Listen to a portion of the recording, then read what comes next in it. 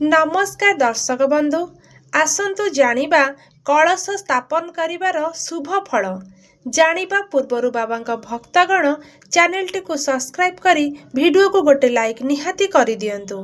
Number 1 कलश रे पानी पानपत्र आंबपत्र केसर अक्षत कुंकुम दुब गुआ पुष्प सूता शस्य एवं नड़िया इत्यादि उपयोग करा जाई पूजा करिबा उचित। एहा द्वारा सुख समृद्धि प्राप्त होइथाए। नंबर 2 कलश उपरे नड़िया रखिबा द्वारा अत्यंत मंगलकारी हेबा सहित पूर्ण फल प्राप्ति होइथाए एवं कलश उपरे नड़िया को गणेशଙ୍କ प्रतीक बोली कुहा जाए। नंबर 3 कलश रे नड़िया एपरि स्थापना करिबा उचित जेपरि नड़ियार मुख निज आड़कू रहिबो एहा द्वारा शुभ एवं मंगलकारी होइथाए।